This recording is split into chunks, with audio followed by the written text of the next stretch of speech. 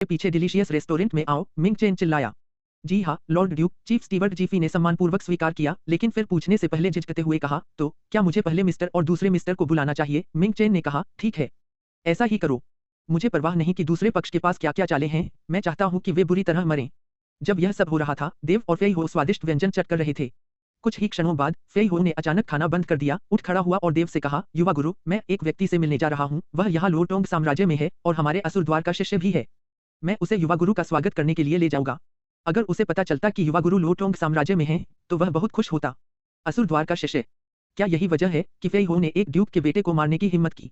देव ने सिर हिलाया, ठीक है, जाओ और जल्दी वापस आओ। उसने लोटोंग साम्राज्य में असुर द्वार के शिष्य की पहचान नहीं पूछी, क्योंकि जब फेई हो वापस आएगा तो उसे स्वाभाविक रूप से पता चल जाएगा।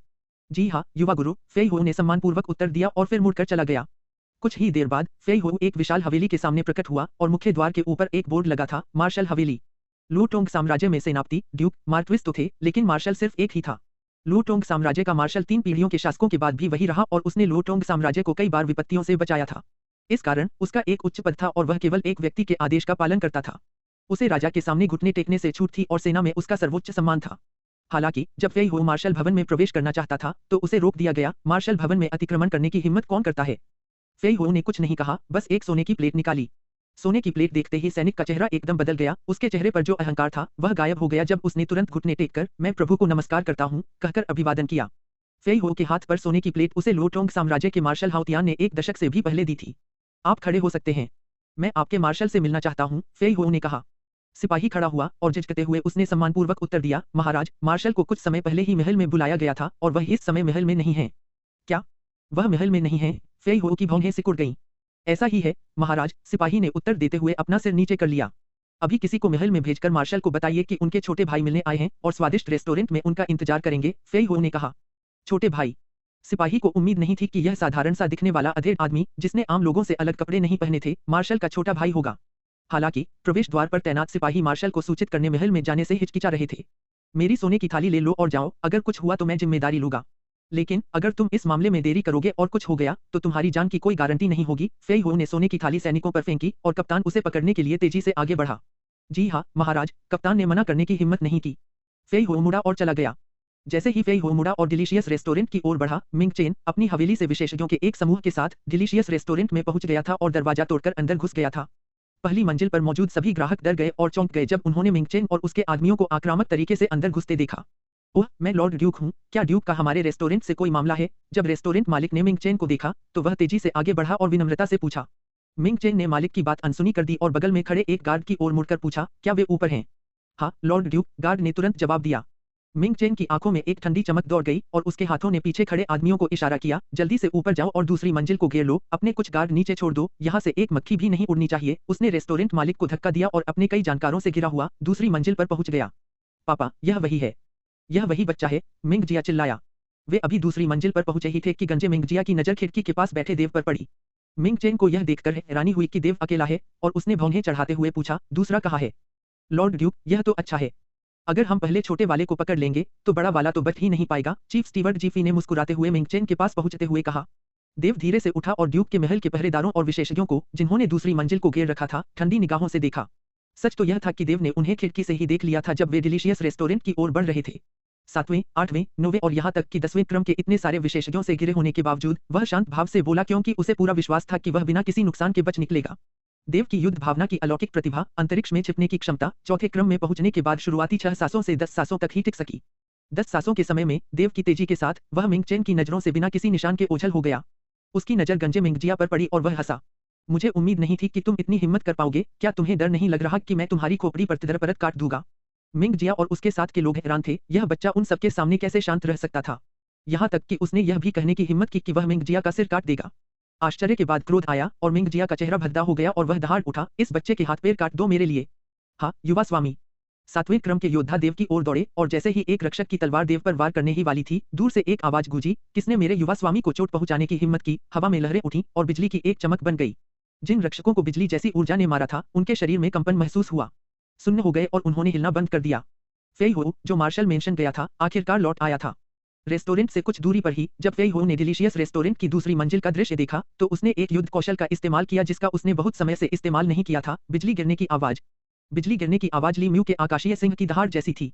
हालांकि बिजली गिरने की आवाज एक उच्च श्रेणी का रहस्यमय युद्ध कौशल था और इसकी शक्ति आकाशीय सिंह की दहाड़ से कहीं ज्यादा शक्तिशाली थी। जब 7वें आदेश के सभी रक्षक बिजली गिरने से सुन्न हो गए तो ड्यूक मेंशन के बचे हुए विशेषज्ञों ने एक रजत नदी अभी भी दूर को चांदी की बिजली की तरह अपनी ओर आते देखा। पलक झपकते ही वह उनके सामने आ पहुंची। लॉर्ड ड्यूक सावधान, स्वर्गीय सर तलवार, सीमा मुट्ठी।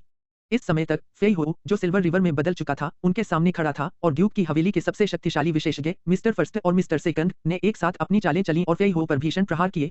एक विशाल स्वर्गीय सर्प प्रकट हुआ जिसके जबड़े फेई हो को निगलने के लिए खुले थे। उसी समय एक मुट्ठी का निशान भी फेई हो की ओर घूमा, लेकिन जब स्वर्गीय सर्प और मुट्ठी का निशान दोनों ही फेई हो से टकराए तो मानो वे किसी विशाल समुद्र पर गिर पड़े और बिना कोई लहर छोड़े समुद्र की गहराई में डूब गए। हालांकि फेई हो की सिल्वर रिवर ड्यूक की हवेली के पहरेदारों को जकड़ती रही। एक पल के लिए दूसरी मंजिल में दर्दनाक चीखें गूंजती रहीं, फिर सभी पहरेदार जमीन पर गिर पड़े और दूसरी मंजिल के फर्श उनके खून से लाल हो गए। इस बार फेई हो पहले की तरह दयालु नहीं था, जहां उसने केवल अपने प्रतिद्वंद्वी के हाथ काट दिए थे। गिरे हुए शरीरों को नजरअंदाज करते हुए फेई हो देव के पास आया, लेकिन उसकी नजरें मिंगजिया को तेज धार वाली तलवारों की तरह घूर रही थीं। हालांकि जब उसने अपने विरोधियों को बख्शा तो उसे उम्मीद नहीं थी कि वे जवाबी हमला करने की हिम्मत जुटा पाएंगे। इस बार फेई हो की बर्फीली आंखें मिंगजिया के सिर की ओर घूम गईं। पापा, ये वही है, इसी ने मेरे सारे बाल काट दिए। फेई हो को देखकर मिंगजिया डर के मारे चीख पड़ी और ड्यूक की हवेली के 2 10वें क्रम के विशेषज्ञों के पीछे छिप गई। ड्यूक की हवेली के 2 10वें क्रम के विशेषज्ञों के हाव-भाव कुछ भद्दे थे। अभी अभी उनका संयुक्त हमला फेई हो को रोकने में नाकाम रहा। इसका मतलब था कि फेई हो 10वें क्रम के अंतिम योद्धा थे। यह जानना जरूरी था कि उनमें से एक 10वें क्रम के अंतिम योद्धा थे जबकि दूसरा 10वें क्रम के मध्य योद्धा थे। मिंग चेन जमीन पर गिरे अपने पहरेदारों की लाशों को घूर रहा था। उसे एक ही पल में डर और सदमा दोनों महसूस हो रहे थे। तुमने इस ड्यूक के पहरेदारों को मारने की हिम्मत कैसे की? हमेशा की तरह फेई हो चुप रही तो देव ने व्यंग्यात्मक लहजे में जवाब दिया, अपने ड्यूक भवन के पहरेदारों को मारने की हिम्मत? मुझे मत बताओ कि हमें यहीं खड़े रहना चाहिए था और तुम्हारे मारे जाने का इंतजार करना चाहिए था। हमें बदले में एक उंगली भी नहीं हिलानी चाहिए थी ना? मिंग चेन जैसे ड्यूकों की नजर में आम लोगों को चुपचाप खड़े रहना चाहिए और उनके हाथों मारे जाना चाहिए। मिंग चेन का चेहरा उदास हो गया। बच्चा, मुझे परवाह नहीं कि कौन तुम्हारा साथ दे रहा है। आज तुमने इस ड्यूक के पहरेदारों को मार डाला है। कोई फर्क नहीं पड़ता कि वे कौन हैं, वे तुम्हें बचा नहीं पाएंगे। मिंग चेन की हत्या की नीयत ठंडी आवाज में बोलते हुए बढ़ गई। फिर वह पीछे हट गया और 10वें क्रम के 2 योद्धाओं, प्रथम श्रीमान और द्वितीय श्रीमान, से कहा, चाहे तुम कोई भी तरीका अपनाओ, आज तुम्हें उनके हाथ पैर जरूर काटने होंगे। आश्वस्त रहें लॉर्ड ड्यूक। प्रथम श्रीमान और द्वितीय श्रीमान ने एक दूसरे को देखा और मिंग चेन के आदेश को स्वीकार किया, और 9वें और 8वें आदेश ने भी जोर से उत्तर दिया। मिंग चेन और उसका बेटा फिर एक अच्छा तमाशा देखने की उम्मीद में किनारे हट गए। मिंग चेन ने अपने सामने के दृश्य को भावशून्यता से देखा। हालांकि उसने पहले ही अनुमान लगा लिया था कि अगर देव जैसे छोटे बच्चे के पास 10वें आदेश का अंगरक्षक है तो इसका मतलब जरूर है कि उसकी पृष्ठभूमि असामान्य है। हालांकि वह चिंतित नहीं था। लूटोंग साम्राज्य के एक ड्यूक के रूप में राज्य में उसका उच्च स्थान था और जिन लोगों से वह डरता था वे बहुत कम थे, इतने कम कि उनकी कुल संख्या 10 से भी कम थी। प्रथम श्रीमान और द्वितीय श्रीमान सावधानी से फेई हो और देव की ओर बढ़े। हम दोनों उससे फेई हो निपटेंगे, जबकि तुम सब जाकर उस बच्चे के दोनों हाथ पैर तोड़ दो। प्रथम श्रीमान ने 9वें और 8वें आदेश के ड्यूक मेंशन के गार्डों को निर्देश दिया। हाँ प्रथम श्रीमान। उनके जवाब देने से पहले ही प्रथम श्रीमान ने अपनी चाल चल दी और उनके पीछे एक विशाल सांप प्रकट हुआ। इस सांप का सिर बड़ा था लेकिन शरीर छोटा था और उसका पूरा शरीर पीला सफेद रंग का था। यह उसकी योद्धा आत्मा थी, स्वर्गीय सांप। स्वर्गीय सांप योद्धा आत्माओं की सर्पक्षु श्रेणी का था और सांप योद्धा आत्माओं को आमतौर पर 7वीं श्रेणी का माना जाता था। हालांकि कुछ शक्तिशाली सांप योद्धा आत्माओं को 8वीं श्रेणी का माना जाता था और यह स्वर्गीय सांप उनमें से एक था। अपनी योद्धा आत्मा के प्रकट होते ही प्रथम श्रीमान का तुरंत आत्मा रूपांतरण हो गया। उनका शरीर भी उसी हल्के सफेद रंग का हो गया जिस पर सांप के शल्कों की परतें थीं। जैसे ही वह फेई हो पर झपटा, उसकी आंखें पूरी तरह लाल हो गईं। जबकि द्वितीय श्रीमान की योद्धा आत्मा एक दुर्लभ वस्तु थी, एक बेल जैसा पौधा। बेलें इतनी गहरे बैंगनी रंग की थीं कि वे स्याही की तरह काली लग रही थीं और उन पर चाकू जैसे तीखे कांटे थे। यह एक विशेष प्रकार की पादप मार्शल स्पिरिट है और अत्यधिक विषैली होती है। दूसरे मिस्टर की कार्रवाई पहले मिस्टर की तरह ही तेज थी। अपनी मार्शल स्पिरिट्स को मुक्त करने के बाद उन्होंने तुरंत आत्मा रूपांतरित होकर फेई हो की ओर छलांग लगा दी। इस समय ड्यूक के भवन के अन्य रक्षक तेजी से देव की ओर बढ़े। युवा स्वामी, आपको सावधान रहना होगा, फेई हो ने कहा जैसे ही उसने तेजी से आते हुए लोगों की भीड़ को अपनी ओर देखा।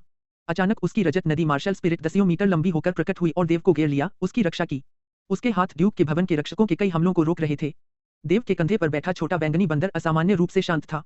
उसकी रत्न जैसी नीली आंखों वाली जोड़ी मिंगचेन और उसके बेटे को घूर रही थी। धमाका, धमाका, धमाका। युद्ध क्यों टकराई और छोटे से रेस्टोरेंट की हवा में झटके की लहरें फैल गईं। सारा फर्नीचर धूल में बदल गया था और सभी ग्राहक अपनी जान बचाने के लिए भाग रहे थे।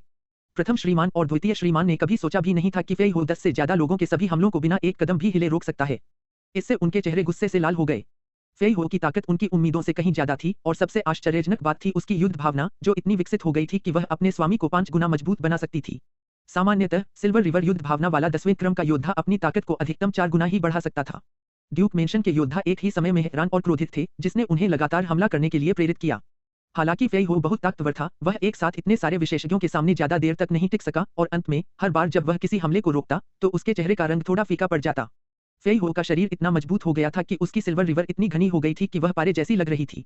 जब मिंग चेन और मिंग जिया ने यह देखा तो पिता और पुत्र दोनों के चेहरों पर एक बड़ी मुस्कान खिल उठी।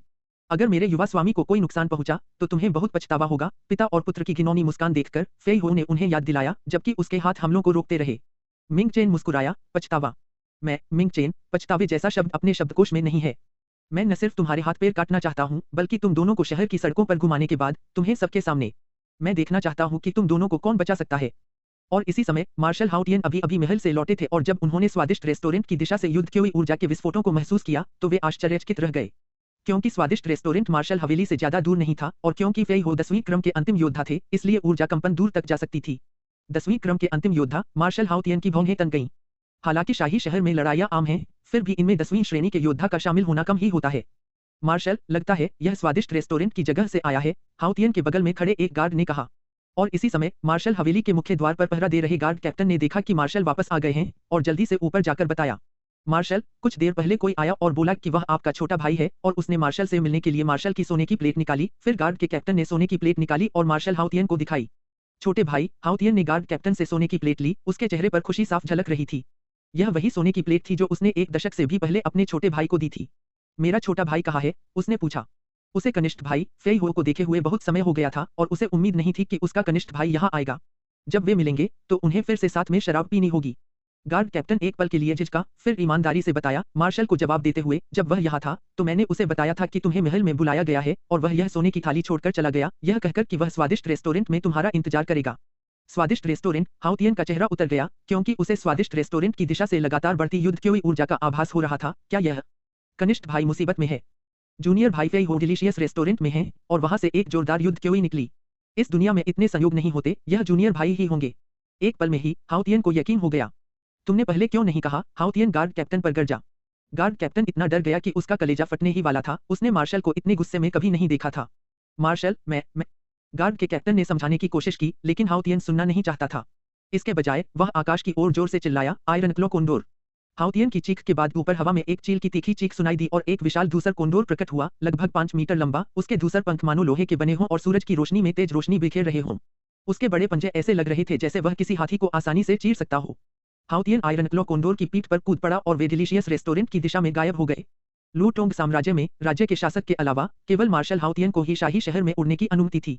कैप्टन गार्ड के घुटने डर के मारे कांप गए और जमीन पर गिर पड़े जब उसने देखा कि मार्शल चौथे दर्जे के आयरन क्लो कोंडोर को डिलीशियस रेस्टोरेंट की ओर दौड़ने के लिए बुला रहा है। हालांकि फेई हो ने उसे सोने की प्लेट दी थी और मार्शल को सूचित करने के लिए महल में किसी को भेजने के लिए कहा था, उसने ऐसा नहीं किया। उस पल उसने सोचा कि चूंकि कोई युद्ध नहीं चल रहा था, इसलिए मार्शल के रूप में ऐसा करने का कोई मतलब नहीं था। महल से बहुत जल्द लौट आएगा, इसलिए वह नहीं गया और नहीं किसी को भेजा। उसे उम्मीद नहीं थी कि कोई हादसा हो जाएगा और हालात देखकर लग रहा था कि मामला गंभीर था। अगर मार्शल के छोटे भाई को सचमुच कुछ हो गया तो उसका क्या होगा? स्वादिष्ट रेस्टोरेंट की दूसरी मंजिल पर ड्यूक की हवेली के पहरेदारों के हमले समय के साथ और भी आक्रामक और शक्तिशाली होते गए। जैसे जैसे फेई हो का अवरोध टूटने के करीब आया, देव भौंचक्का हो गया और सोचने लगा कि क्या उसे पहले अंतरिक्ष में छिपकर गंजे सिर वाले मिंगजिया को मार डालना चाहिए। अचानक ऊपर आसमान से एक गिद्ध की तीखी चीख सुनाई दी जो अपनी ध्वनि तरंग से चट्टान को चकनाचूर कर सकती थी। कुछ मील के दायरे में सभी ने गिद्ध की तीखी चीख सुनी, जो लंबे समय से नहीं सुनी गई थी, इसलिए शाही शहर के सभी निवासी आसमान की ओर देखने लगे। जब फेई हो ने गिद्ध की तीखी चीख सुनी तो वह बहुत खुश हुआ, आखिरकार बड़े भाई आ गए। मिंग चेन ने इसे सुना, उसे लगा कि चीख बहुत जानी पहचानी है, लेकिन उस समय वह समझ नहीं पा रहा था कि ऐसा क्यों है। इसलिए जब उसने फेई हो के चेहरे पर खुशी के भाव देखे तो वह हंस पड़ा। ओह, लगता है तुम्हारा बैकअप यही है। वो बिल्कुल सही समय पर आया है, इस तरह मैं तुम सबको एक बार में ही साफ कर दूंगा। मैं देखना चाहता हूँ कि वो कौन है, इतना ताकतवर, चाहे उसके 3 सिर हों या 6 हाथ, जो इस ड्यूक के काम में दखल देने आ रहा है। फेई हो पर यह शब्द थूकने के बाद मिंग चेन ने मुड़कर देखने की जहमत नहीं उठाई। फेई हो पहले ही थक चुका था और अब कोई खतरा नहीं रहा। तो क्या हुआ अगर 10वें क्रम का कोई और शिखर आ भी जाए, ड्यूक मेंशन उससे भी बराबर निपट सकता है।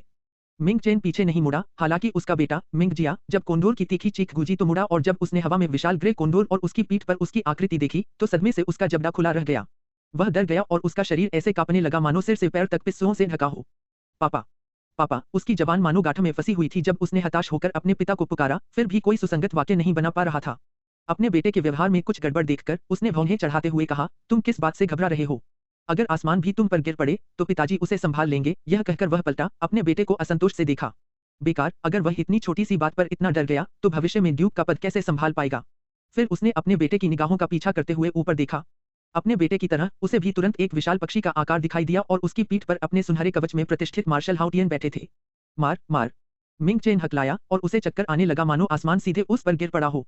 इस समय तक आयरन क्लो कॉन्डोर और मार्शल हाउटियन डिलीशियस रेस्टोरेंट से 300 मीटर से भी कम दूरी पर थे और वह देख सकता था कि 10 से ज्यादा लोग एक साथ एक ही व्यक्ति पर हमला कर रहे थे। वह था उसका छोटा भाई फेई हो। उसके दिल की गहराइयों से गुस्से की एक लहर उठी और वह गुस्से से लाल हो गया। उसकी नसें फूल गईं जिससे ऐसा लग रहा था जैसे उसकी त्वचा के नीचे हरी बेलें उग रही हों। मेरे छोटे भाई को चोट पहुंचाने की हिम्मत कौन कर सकता है। वह दहाड़ा और उसकी दहाड़ कई ली तक गड़गड़ाती रही।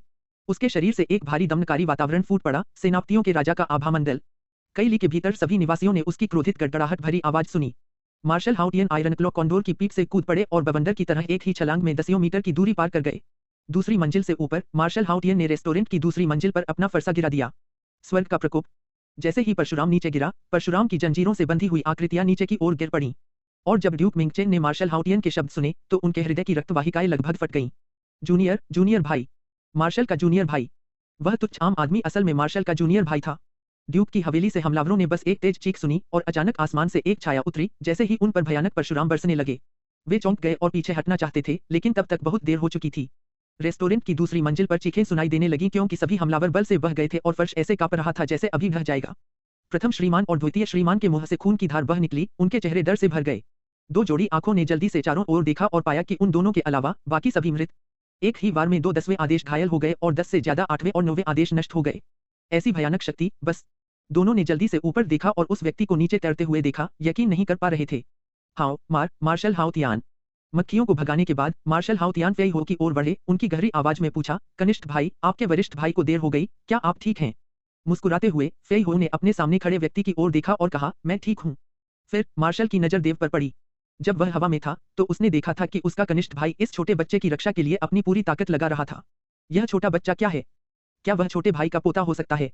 हाउतियन के मन में ये विचार चल ही रहे थे कि अचानक उसकी नजर देव के बाएं हाथ पर पड़ी। देव के बाएं हाथ की अनामिका में एक गहरे काले रंग की अंगूठी थी और जब हाउतियन ने वह अंगूठी देखी तो उसका शरीर कांप उठा। उसकी आंखें अविश्वास से चौड़ी हो गईं। ना, उसकी नजर फेई हो पर पड़ी। फेई हो पहले से ही जानता था कि उसका बड़ा भाई क्या पूछना चाहता है और उसने हाउतियन की तरफ सिर हिलाया। अपने छोटे भाई के सिर हिलाने से उसके अनुमान की पुष्टि होती देख उसका शरीर कांप उठा और उसका चेहरा उत्साह से लाल हो गया, जबकि उसका शरीर घुटनों के बल बैठने को मचल उठा। जैसे ही हाउतियन घुटनों के बल बैठने वाला था, उसके कानों में मक्खी की भिनभिनाहट जैसी एक हल्की सी आवाज गूंजी, जिसने उसे रोक दिया। उसने अपने मुंह से निकलने वाले शब्द संप्रभु को निगल लिया और उसे बदलकर कहा, लूटोंग साम्राज्य के मार्शल हाउतियान युवा गुरु का अभिवादन करते हैं। युवा गुरु। ड्यूक और उनके बेटे प्रथम श्रीमान और द्वितीय श्रीमान के दिमाग चकरा गए। लूटोंग साम्राज्य के प्रतिष्ठित मार्शल हाउतियान ने सचमुच उस छोटे बच्चे को सलाम किया। और तो और मार्शल ने उसे यंग मास्टर कहकर पुकारा। मानो आकाश पलट गया हो। उनके पैर लड़खड़ा रहे थे और वे बेहोश होने के कगार पर थे। उस पल गिरता हुआ आसमान भी इस विपत्ति की तुलना नहीं कर सकता था। मार्शल हाउतियान। देव भी स्तब्ध रह गया। उसे सलाम करने वाला यह व्यक्ति जो 70 साल का लग रहा था, लूटोंग साम्राज्य का मार्शल हाउतियान था। मार्शल हाउतियान असुर द्वार का एक शिष्य है, फेई हो का वरिष्ठ भाई। तो असुर द्वार कितना विशाल और शक्तिशाली था। Young master. देव को स्तब्ध देखकर फी हो ने धीमी आवाज में पुकारा और उसे याद दिलाया। तभी देव की नींद खुली और उसने हाउतियन को उठाने के लिए हाथ बढ़ाया। मार्शल हाउतियन, कृपया खड़े हो जाइए। जब देव ने उसकी मदद के लिए हाथ बढ़ाया तो मार्शल हाउतियन का दिल खुशी से उछल पड़ा। वह बेहद खुश होकर जल्दी से खड़ा हो गया। हाउतियन, युवा गुरु का धन्यवाद। खड़े होने के बाद मार्शल हाउतियान की तीखी ठंडी निगाहें उन 4 लोगों पर पड़ी, मिंगचेन, मिंगजिया, प्रथम मिस्टर और द्वितीय मिस्टर। उन्होंने सहज ही मिंगचेन और उनके बेटे को पहचान लिया। मार्शल हाउतियान की आंखों में हत्या की लहरें दौड़ गईं। अगर वे सिर्फ उनके कनिष्ठ भाई फेई हो पर ही हमला कर रहे होते तो वह इस मामले को यहीं खत्म कर देते, लेकिन अब वह धीरे धीरे पिता पुत्र की जोड़ी की ओर बढ़े और प्रथम मिस्टर और द्वितीय मिस्टर के पास पहुंचे। उनकी कलाई मुड़ी और उनकी हथेलियां सीधे उनकी छाती पर लगीं, जिससे छाती तुरंत फट गई। 10वें क्रम के 2 योद्धा यूं ही मर गए। मार्शल हाउतियान। मिंगचेन का चेहरा पहले ही अपना सारा अहंकार खो चुका था। वह हकलाते हुए सख्त होने की कोशिश कर रहा था। मैं ड्यूक मिंगचेन हूँ। हालांकि मार्शल हाउतियन राजा से थोड़ा नीचे था, फिर भी वह किसी ड्यूक को बेप्रवाही से नहीं मार सकता था। मार्शल हाउतियन ने ठंडे स्वर में कहा, मुझे पता है कि तुम ड्यूक मिंगचेन हो। यह सुनकर मिंगचेन ने राहत की सांस ली। अच्छा हुआ कि तुम पहले से ही जानते थे कि मैं कौन हूँ। लेकिन जैसे ही मिंगचेन शांत हुआ, मार्शल हाउतियन के हाथ में लगा परशु आगे की ओर बढ़ा। सीधे उसके गले से होते हुए उसने उसे वापस खींच लिया। भले ही तुम एक ड्यूक हो, मेरे असुर द्वार के सम्राट को मारने की हिम्मत करने के लिए तुम्हें वैसे ही मरना होगा। मार्शल हाउतियन ने ठंडेपन से देखा क्योंकि ड्यूक मिंगचेन का शरीर धीरे धीरे जमीन पर गिर रहा था। मिंगजिया ने अपने पिता के शरीर को देखा जो लड़खड़ा रहा था और उनके गले से लाल खून बह रहा था। उसका मुंह खुला और उसने अपनी जिंदगी की सबसे तेज चीख मारी। उसका चेहरा पीला पड़ गया, रंगहीन, आंखें पीछे की ओर मुड़ गईं और एक बार फिर उसकी पैंट गीली हो गई। हाउतियान का परशु एक बार फिर मिंगजिया के गले में धंस गया, जिससे उसकी चीख हमेशा के लिए बंद हो गई। परशु वापस लेते हुए हाउतियान बिना दोनों शवों पर एक नजर डाले पलटा और देव के पास लौट आया। युवा स्वामी, आपके अधीनस्थ देर से आए और युवा स्वामी को थोड़ा सदमा लगने दिया। और इसी समय मार्शल मेंशन के गार्ड डिलीशियस रेस्टोरेंट पहुंचे। जब उन्होंने मिंगचेन और मिंगजिया के 2 शव जमीन पर पड़े देखे तो वे चौंक गए। मार्शल, यह कौन है? समूह के एक जनरल ने सावधानी से पूछा। हाउतियान ने ठंडे स्वर में कहा, इन्हें मैंने मारा है। जाओ और शवों को साफ करो। सैनिक बहुत हैरान थे। मार्शल हाउतियान ने फिर एक व्यक्ति की ओर इशारा किया, इसे बाहर खींचो और इसका सिर काट दो। वह व्यक्ति वही कैप्टन था जिसे फी हो की सोने की प्लेट मिली थी, लेकिन वह मार्शल हाउतियान को सूचित करने महल नहीं गया था। मार्शल, दया करो। मैं गलत था। मार्शल, दया करो। वह कैप्टन सैनिक इतना डर गया कि वह तुरंत घुटनों के बल गिर पड़ा, झुककर दया की भीख मांगने लगा। हालांकि 2 सैनिकों ने उसे जबरदस्ती बाहर खींच लिया और कुछ ही क्षणों बाद एक हृदय विदारक चीख सुनाई दी। युवा स्वामी, क्या आप मेरे साथ मार्शल भवन में वापस आने पर विचार करेंगे? हाउतियान ने मुड़कर सम्मानपूर्वक देव की राय पूछी। युवा स्वामी। मार्शल भवन के सभी सेनापतियों और सैनिकों के चेहरों पर अविश्वास साफ झलक रहा था और सभी आश्चर्य से देव की ओर देखने लगे। आप सभी आइए, घुटने टेके और युवा स्वामी का अभिवादन करें। हाउतियन ने उपस्थित सेनापतियों और सैनिकों को आदेश दिया। युवा स्वामी का अभिवादन। मार्शल हाउतियन के अधीन सेनापतियों और सैनिकों ने देव के सामने तुरंत घुटने टेककर सलामी दी। आप सभी खड़े हो सकते हैं, देव ने सैनिकों को घुटने टेकते हुए देखते हुए कहा। वह इन सभी लोगों को अपने सामने घुटने टेकते देखने का आदी नहीं था, खासकर जब वे लोटोंग साम्राज्य के सेनापति और सैनिक थे। चाहे वे उसके दादा हुआंग काइडे ही क्यों न हो, उसे भी इन लोगों के सामने अपना सिर झुकाना होगा। सभी के उठ जाने के बाद देव ने मार्शल हाउतियन की ओर मुड़कर कहा, चलो चलें। मार्शल हाउतियन बहुत खुश हुए और यह बात उनके चेहरे पर साफ दिखाई दे रही थी जब उन्होंने सुना कि सम्राट उनके साथ मार्शल भवन लौटने के लिए सहमत हो गए हैं। उन्होंने सम्मानपूर्वक कहा, जी हाँ युवा स्वामी। युवा स्वामी, कृपया इसी रास्ते से आइए। इस प्रकार देव, फी हो, हाउतियान और मार्शल हवेली के सैनिक तेज कदमों से मार्शल हवेली की ओर बढ़े। देव और अन्य लोगों के मार्शल हवेली में प्रवेश करते ही मार्शल हाउतियान द्वारा ड्यूक मिंगचेन और उनके बेटे तथा उनके सभी सुरक्षाकर्मियों की डिलीशियस रेस्टोरेंट में हत्या की खबर शाही शहर के कोने कोने में जंगल की आग की तरह फैल गई। यह खबर सुनकर सभी कुलीन परिवार स्तब्ध रह गए और उनके चेहरे पर उदासी छा गई। 200 साल से भी ज्यादा पहले राज्य की स्थापना के बाद से शाही शहर में किसी ड्यूक की सार्वजनिक रूप से हत्या पहली बार हुई थी। मैंने सुना है कि ड्यूक मिंगचेन ही थे जो मार्शल के छोटे भाई को पकड़ने के लिए अपनी हवेली के विशेषज्ञों को डिलीशियस रेस्टोरेंट ले गए थे। मार्शल बहुत क्रोधित हुए और उन्होंने गुस्से में मिंगचेन और अन्य लोगों को मार डाला। ड्यूक मिंगचेन की किस्मत बहुत खराब है, जिससे मार्शल भड़क गया है, लेकिन मार्शल बहुत दबंग था। उसने कानून की अनदेखी की और शाही शहर के बीचों बीच एक ड्यूक की बेरहमी से हत्या कर दी। ड्यूक, मार्क्विस और बैरन सभी इस मामले पर गहन विचार विमर्श कर रहे थे। लूटोंग साम्राज्य के महल में राजा अपने मंत्रियों की अंतहीन रिपोर्टें सुन रहा था। राजा एक पल के लिए झिझका, फिर उसने हाथ हिलाकर कहा, अब मुझे मामला समझ आ गया है। अब आप सब जा सकते हैं। यह सुनकर सभी उपस्थित मंत्री चौंक गए, लेकिन फिर कुछ भी बोलने की हिम्मत नहीं जुटा पाए। वे चुपचाप विशाल हॉल से बाहर चले गए, यह जानते हुए कि ड्यूक मिंगचेन और उनके बेटे की जान व्यर्थ गई। चूंकि राजा ने कुछ नहीं कहा, इसका मतलब था कि राजा ने इस मामले को आगे न बढ़ाने का फैसला किया था। रात हुई और चाँद चमक उठा। देव मार्शल मेंशन के बगीचे में हाथ पीछे करके पूर्णिमा को निहारते हुए खड़ा था और दिन में रेस्टोरेंट में हुए दृश्यों को याद कर रहा था। आज की घटनाओं ने उसे एक बार फिर याद दिला दिया था कि वह अभी भी बहुत कमजोर है। हालांकि वह केवल 9 वर्ष का था और 5वें क्रम के उत्तरार्ध के शिखर पर पहुंच चुका था, जबकि दूसरों के लिए यह अविश्वसनीय हो सकता था। उन 7वें, 8वें और 9वें क्रम के योद्धाओं की तुलना में उसकी ताकत अभी भी बहुत कम थी। इसके अलावा मार्शल हाउटियन ने ऊंचाई से कोंडोर से छलांग लगाई और अपने परशु के एक ही वार से वह 8वें और 9वें क्रम के 1 दर्जन से ज्यादा योद्धाओं को मार गिराया और 10वें क्रम के 2 योद्धाओं को गंभीर रूप से घायल कर दिया। इस स्तर की ताकत निश्चित रूप से 10वें क्रम के युद्ध की कोई खासियत नहीं थी। वह जो कर सकता था वह कर सकता था, इसलिए वह 10वीं क्रम के किसी शीर्ष योद्धा से ऊपर होना चाहिए। 10वीं क्रम के किसी शीर्ष योद्धा से ऊपर की शक्ति, यह कैसी शक्ति है? देव ने शुरू से ही फेई हो से कभी नहीं पूछा था और जब वह हुआंग कबीले की जागीर में था तब उसके माता पिता ने भी इस बारे में कभी बात नहीं की थी। थोड़ी देर बाद देव ने फेई हो को बुलाया। महाराज, आपके क्या आदेश हैं? फेई हो ने आते ही सम्मानपूर्वक पूछा। बैठिए, देव ने अपने सामने पास ही रखे बगीचे के स्टूल की ओर इशारा किया। जब दोनों बैठ गए तो देव ने उसके मन में उठे संदेहों के बारे में पूछा। 10वीं क्रम के शीर्ष योद्धा से ऊपर का क्षेत्र कौन सा है? देव का प्रश्न सुनकर फेई हो कुछ सेकंड रुककर बोला, महाराज, 10वीं क्रम के शीर्ष योद्धा को पार करने के बाद मार्शल वर्ल्ड में उन्हें जियांतियन योद्धा कहा जाता है। जियांतियन योद्धा? देव ने दोहराया। हाँ महाराज, फेई हो ने सिर हिलाया और कहा, हमारी युद्ध शक्तियां आध्यात्मिक ऊर्जा को अवशोषित करके हमारी मेरिडियन में युद्धची में परिवर्तित हो जाती हैं और युद्धची शरीर को संयमित कर सकती है। एक योद्धा के प्रारंभिक चरण प्रथम से तृतीय क्रम तक मांसपेशियों को संयमित कर सकते हैं, चतुर्थ से छठे क्रम तक स्नायुबंधन को परिष्कृत करते हैं और 7वें से 10वें क्रम तक हड्डियों को संयमित करते हैं। हालांकि पहले से 10वें क्रम तक युद्ध क्यों हमारे आंतरिक अंगों को मजबूत नहीं करती, ऐसा केवल 10वें क्रम से जियांतियन योद्धा बनने पर ही होता है। जब तक हम जियांतियन तक पहुंचते हैं तब तक हम अपने शरीर के हर पहलू को लगातार संयमित और परिष्कृत कर सकते हैं और साथ ही हमारी आयु भी बढ़ती रहेगी। 10वें क्रम का योद्धा ज्यादा से ज्यादा 100 साल तक जीवित रह सकता है। हालांकि जब कोई जियांतियन तक पहुंचता है तो हमारी आयु कई गुना बढ़ जाती है। सामान्यतः एक जियांतियन योद्धा 100 साल तक और एक शीर्ष जियांतियन योद्धा 300 साल तक जीवित रह सकता है। 300 साल? देव चकित रह गया। फेई हो ने सिर हिलाया, यह सही है, लगभग 30 साल पहले वरिष्ठ भाई जियांतियन तक पहुंच चुके थे। वरिष्ठ भाई हाउटियन 70 साल के लगते हैं, लेकिन वास्तव में उनकी आयु 100 साल से भी ज्यादा है। देव हैरान रह गया, उसने कभी सोचा भी नहीं था कि मार्शल हाउटियन 100 साल से ज्यादा उम्र के होंगे। फेई हो ने आगे कहा, जब कोई 7वें क्रम के योद्धा तक पहुंचता है तो छाती के पास एक क्योई सागर बनता है, और जब हम जियांतियन तक पहुंचते हैं तो यह बदल जाएगा और क्योई सागर संघनित होकर द्रव रूप में बदल जाएगा। इसीलिए जियांतियन योद्धा की युद्ध क्योई में ज्यादा शक्ति होती है। इतना ही नहीं, हमारी मार्शल आत्माएं विकसित होंगी और फिर एक वास्तविक भौतिक सत्ता में बदल सकती हैं। एक मार्शल आत्मा एक वास्तविक भौतिक प्राणी बन सकती है। देव की आंखें आश्चर्य से चौड़ी हो गईं। अगर मार्शल आत्माएं पदार्थ में बदल सकती हैं, तो क्या इसका मतलब यह है कि मार्शल आत्माओं को युद्ध के लिए बुलाया जा सकता है? हाँ महाराज, फेई हो ने सिर हिलाते हुए कहा, मार्शल आत्मा का स्तर जितना ऊंचा होगा, भौतिक शरीर में बदलने पर वह उतना ही शक्तिशाली होगा। उदाहरण के लिए, वरिष्ठ भाई हाउटियन के पास 10वीं श्रेणी की मार्शल आत्माएं डार्क नेदर लायन हैं। जब उन्हें मुक्त किया जाता है तो उनकी ताकत में ज्यादा अंतर नहीं होता। यह कहना कि उनकी ताकत में ज्यादा अंतर नहीं है, इसका मतलब होगा कि मार्शल स्पिरिट किसी अन्य जियांतियन स्तर के विशेषज्ञ के बराबर है। जियांतियन और हाउटियन योद्धा के बीच यही अंतर है। देव ने भी एक बात सोची, जब वह जियांतियन में प्रवेश करेगा तो उसकी मार्शल स्पिरिट भौतिक रूप में मुक्त हो जाएगी, और चूंकि उसकी मार्शल स्पिरिट जुड़वां ड्रैगन है, तो क्या वह एक पैर काले ड्रैगन पर और दूसरा नीले ड्रैगन पर रखकर आकाश में नहीं उड़ सकता था? अपनी अद्भुत मार्शल स्पिरिट प्रतिभा के साथ जियांतियन क्षेत्र में प्रवेश करने पर उसकी ताकत कितनी स्वर्ग विरोधी होगी।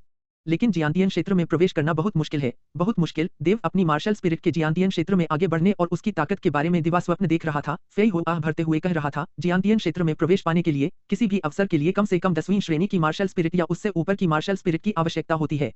जब एक मार्शल स्पिरिट जागृत होती है तो उसकी प्राकृतिक प्रतिभा पहले से ही मार्शल साधना में व्यक्ति की भविष्य की उपलब्धियों को तय कर देती है। यही कारण था कि हुआंग काइड ने हुआंग वेई को इस हद तक बिगाड़ दिया था।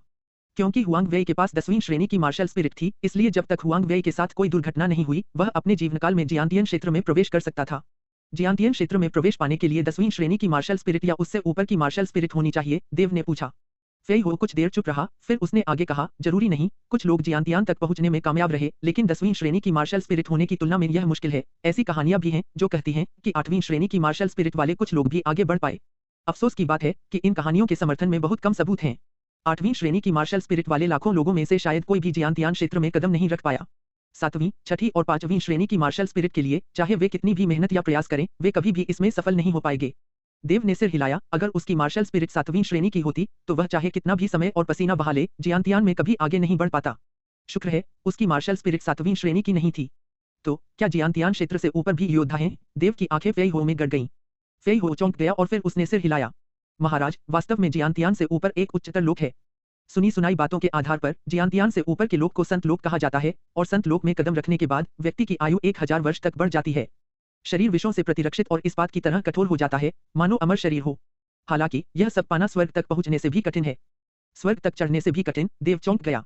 फेई हो ने सिर हिलाया, जियांतियन लोक में सफलता का हर स्तर हाउतियन के स्तर से कहीं अधिक कठिन है। उदाहरण के लिए वरिष्ठ भाई हाउतियन को ही लीजिए, उन्होंने 30 साल से भी ज्यादा समय पहले जियांतियन तक सफलता प्राप्त की थी। केवल उन्हीं लोगों के पास संत लोक तक पहुंचने का मौका होता है जिनके पास उत्कृष्ट युद्ध कौशल होता है। फिर भी केवल कुछ ही लोगों को मौका मिलेगा, यह निश्चित नहीं है। लू टोंग साम्राज्य की तो बात ही छोड़िए, आसपास के सैकड़ों राज्यों में से किसी में भी कोई संत योद्धा नहीं है। 100 से ज्यादा राज्य और एक में भी संत राज्य योद्धा नहीं। देव की आंखें चौड़ी हो गईं। लू टोंग राज्य की जनसंख्या कितनी बड़ी थी? कम से कम 100 या उससे ज्यादा राज्यों में से हर एक में 2 या 3 अरब लोग तो थे, यानी 2 से 300 अरब से भी ज्यादा, लेकिन वहां एक भी संत योद्धा नहीं था। सच तो यह है कि लगभग 10 साल पहले आपके अधीनस्थ ने एक संत योद्धा को देखा था, और इसी समय फेई हो ने जवाब देते हुए एक सम्मानजनक आवाज निकाली। देव की आंखों में एक चमक आ गई। फेई हो ने देव की नजर देखकर जोर से हंस दिया। उस साल आपका अधीनस्थ दुआनलिन साम्राज्य के शाही शहर में था, लेकिन वह बस एक झलक थी। फेई हो के चेहरे पर यह बात बताते हुए थोड़ी शर्मिंदगी थी, क्योंकि अपनी 10वीं क्रम शक्ति के साथ भी वह किसी पवित्र योद्धा से मिलने के योग्य नहीं था। उस अवसर पर संयोगवश ही उसने संत स्तर के विशेषज्ञ को दुआनलिन साम्राज्य के शाही शहर में उड़ते हुए देखा। दुआनलिन साम्राज्य, देव ने यह नाम पहली बार सुना था।